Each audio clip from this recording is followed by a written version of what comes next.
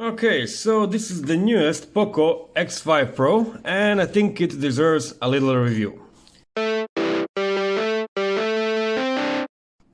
Let's take a look at the design of this beauty. All black edges, okay, just yellow button. And on the back you have entire phone in yellow color, except for Poco logo and the black camera aisle. Yeah, for me this is extremely beautiful design, and it's really an eye catcher. I don't know why, but it reminds me of first OnePlus phones. These are all sharp and flat, so that's kind of that iPhone goes for the last 2 years, so every other manufacturer does it. On the front you have beautiful, really beautiful 6.67 inches display. It is Super AMOLED, it is very bright, up to 900 nits. It supports HDR10 Plus standard, and it has 120 Hz refresh rate. Of course it's Full HD resolution, so no 4K or something like, or 2K or something like that. As for the internals, you get 6 GB of RAM or 8, 128 GB of internal storage or 256. The processor is Snapdragon's 778G 5G. That is a nice mid-range CPU built on 6nm architecture. And for the battery, you get 5000 mAh battery with 67 watts wired charging. Let's check out a bit fingerprint. We'll set pin first. Oh my god, annoying MIUI reminders everywhere.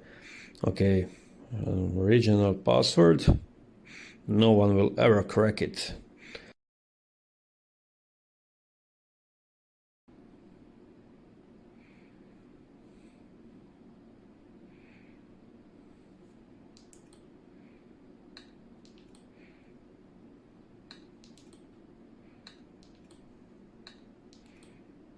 So extremely fast. Let's add face unlock.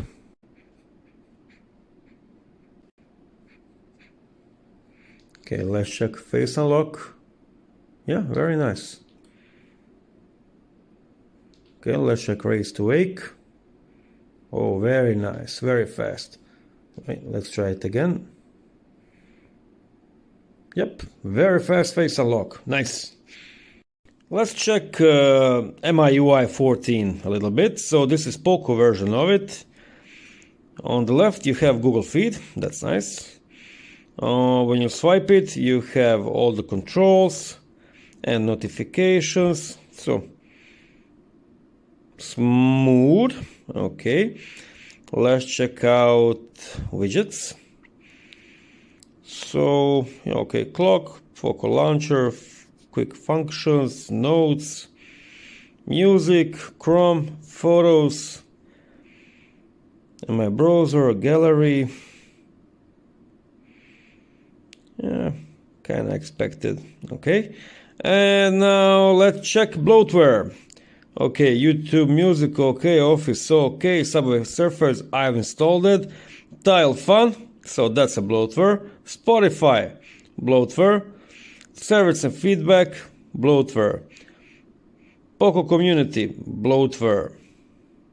Netflix, bloatware. Jules Blast, definitely bloatware. Genshin Impact, bloatware by it, nice one. The Dust Settle, bloatware, bloatware, bloatware, bloatware, bloatware, bloatware, bloatware. So yeah, a lot of bloatware. Let's see, can we just easily uninstall it? Of course we can. So okay, you do have a lot of bloatware, but you can easily deinstall it, so it's all forgiven. So no one-hand mode in this way. Okay, no one-hand mode this way. Let's check to see if we can activate one-hand mode. No, one-hand mode. Oh, it's like this. No. Yeah, here's the one-hand mode. I really like one-hand mode, so you don't need to go all the way up. You can just do it like this. Phone lies kind of comfortably in hand, but it's also way too big for my taste. Okay, let's go further with software. So under settings, we have a lot of options, as always with Xiaomi. Always on display. Let's see if you can make it work more than 10 seconds. Oh, turn off. Oh, for sake. There's no option to turn it off, to turn it on. Always. So you can customize it all the way you want, but only for 10 seconds. That's so... I don't understand that. Okay. I truly do not understand that. Pocket mode, okay. Display charge animation, blah, blah, blah. Nothing important. Under display settings, you have dark mode, light mode, of course. And you can choose refresh rate. Refresh rate can be default, so it kind of dynamic one. It changes between those. Or you can do custom and then make it the way you want it. Let's push it to 120 Hz. Who cares? Okay. I've already shown you fingerprint scanner. So basically, yeah, nothing too different since the MIUI 13 or 12 or any other before. For me, honestly, all these softwares are kind of the same since Android 10 and above. Let's try a bit of Subway Surfers to see if the phone gets hot and does the frame rate keep up at 120 frames per second. Okay, oh, they've changed it a bit.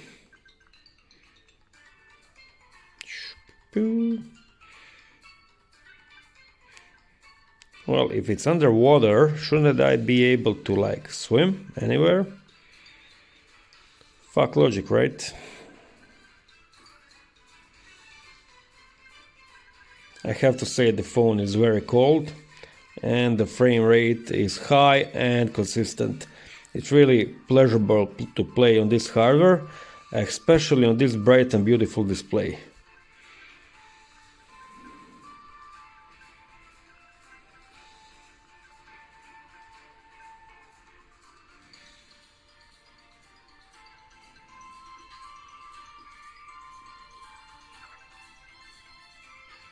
Very nice. So as you can see on the top right, there's finally a real proximity sensor. So hopefully there won't be any problems during the calls. As for the camera hardware, you have triple camera setup. The main camera is 108 megapixels, huge sensor, but unfortunately no optical image stabilization. I hoped it will have it since they kind of announced some of their mid-rangers will have it. The secondary lens is 8 megapixel ultra wide.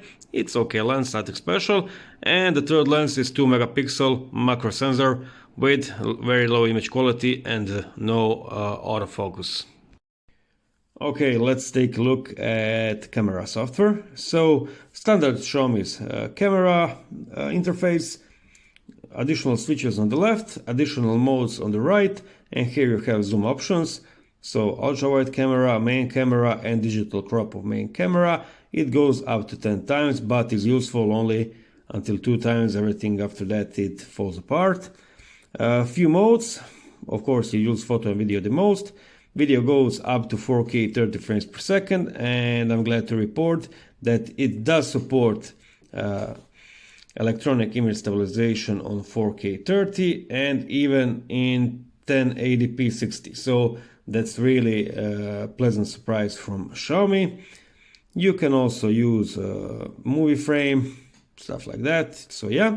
Photo mode, nothing too special. HDR option that turns on automatically if it's needed. AR option that you should probably turn off. You can also enter a macro mode from here. Portrait mode.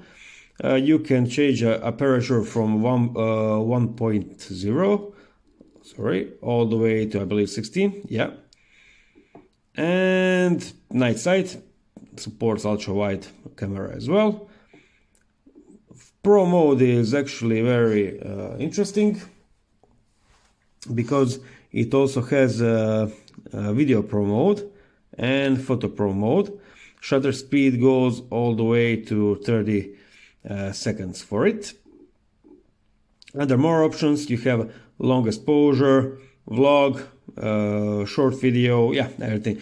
You'll probably use slow motion. 20p goes with 240 frames per second, or fake 960 frames per second, and full HD goes only 120 frames per second, and that's probably the best option.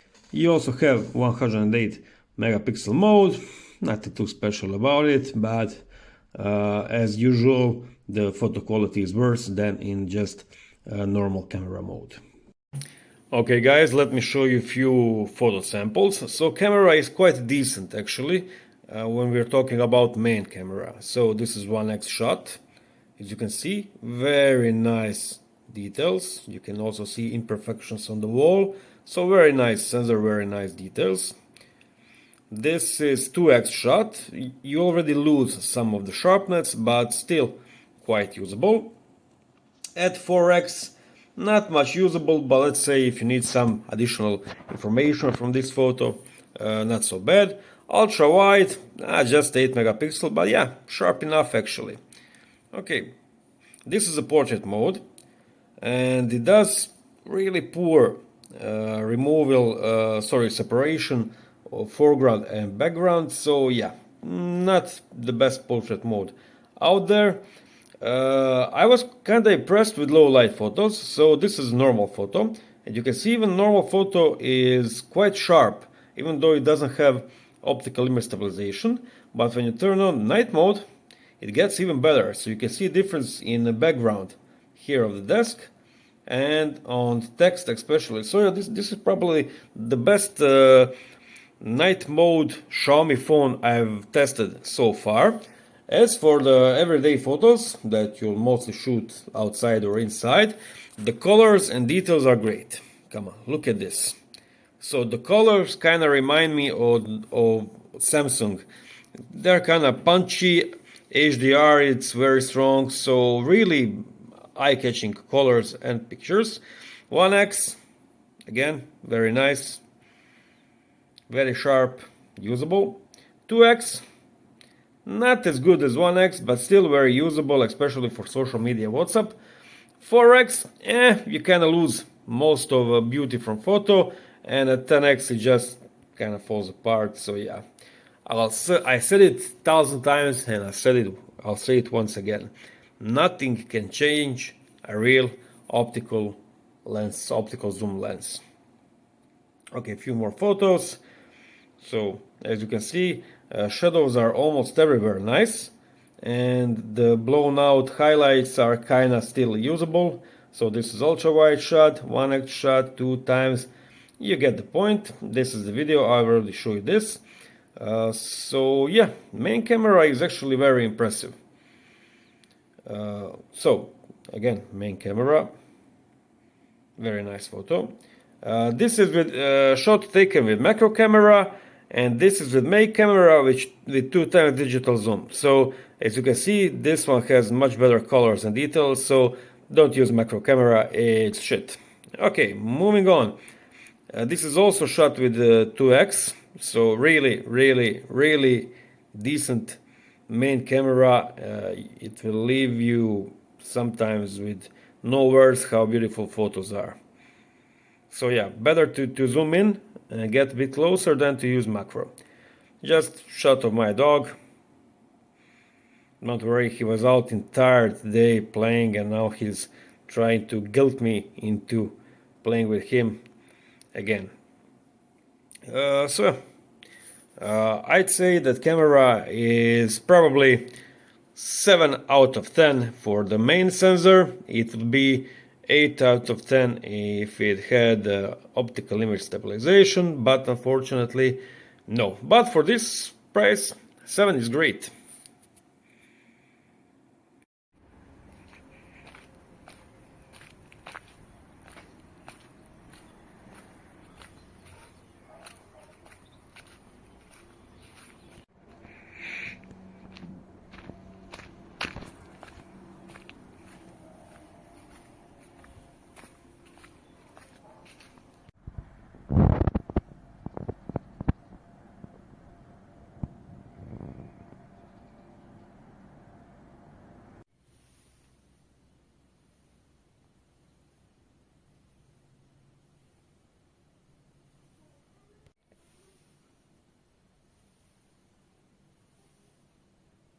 To sum up, great display, great hardware, decent software, good enough camera. Should you buy it?